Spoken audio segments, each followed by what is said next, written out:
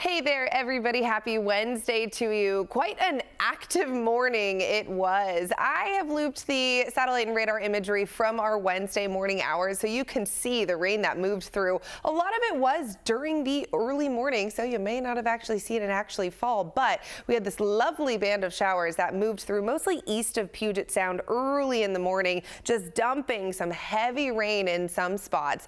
But this first round has tapered off as of Wednesday morning, but we're not done with the rain quite yet. So here is a look at the most recent imaging showing that we're seeing a little bit of rain moving in down to the south. So up to the north, that heavier rain pushed up north of Highway 2 and then started to fizzle out. But down to the south, we're starting to see that more steady rainfall move in around South Sound and then down I-5 as we head down into Oregon.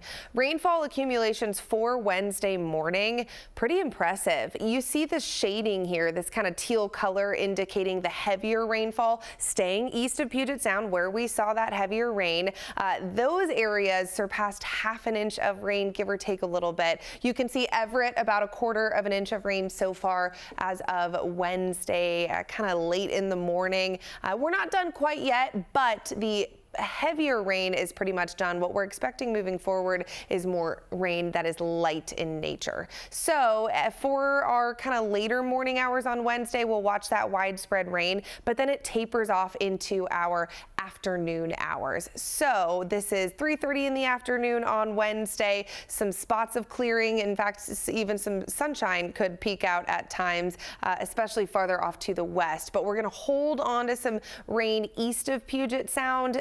That continues into the evening. A convergence zone will set up around Snohomish County. So into southern Skagit County and then also northern King County, we could see a little bit of rain, mostly east of I-5. So it'll be more into our foothill communities seeing that heavier rain, but a little bit more into this evening, and then we'll taper off into our overnight hours. Heading into your Thursday morning here, we are going to see much more dry conditions compared to what was on Wednesday morning. So clouds to start the day, yes, maybe a little bit of drizzle, some light sprinkles Thursday morning, but the morning will be mild compared to what we have seen on Wednesday.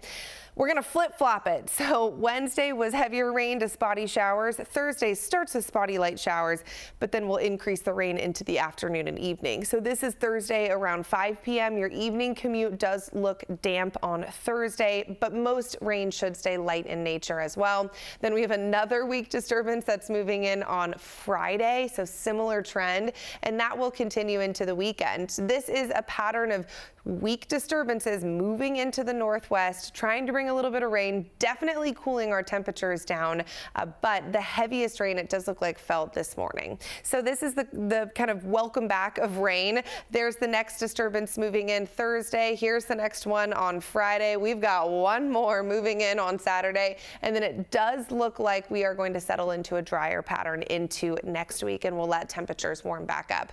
Let's talk about the wind because it is going to be blustery for parts of the region on Wednesday. Heading into Wednesday morning, late morning, we're starting to see some of the wind picking up on the eastern slopes of the Cascades. It will really pick up this afternoon and evening. So here we are just after lunchtime on Wednesday, gusts in the 20, 30, even 40 mile per hour range. It looks like it will really increase starting in our evening hours. We could see gusts in the 40 to 50 mile per hour range, especially around Leavenworth and Wenatchee. That continues into our late night hours. This is showing you between 9 and 10 tonight.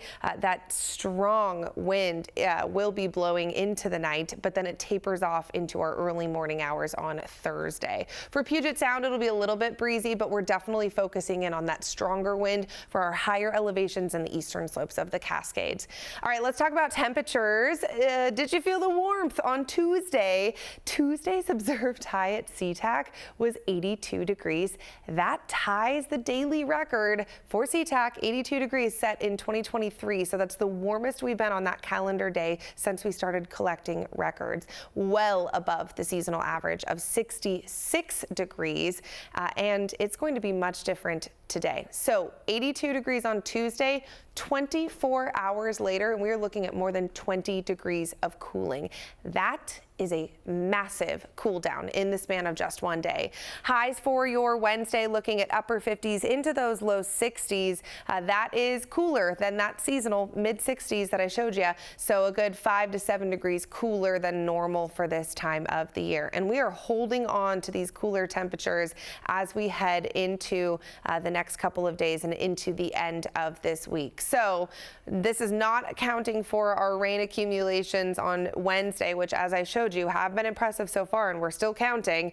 We only have seen 1/100th of an inch of rain at SeaTac for the month so far of May. That is going to change here as we move forward, thanks to this rain moving back in. So we were in first alert weather mode on Wednesday morning because of that impactful commute, which we did see. Then we're going to just kind of level things out back to a more seasonal pattern. Temperatures technically well below seasonal averages, a good 10 degrees actually by the end of this week, with cooling into those mid 50s, excuse me.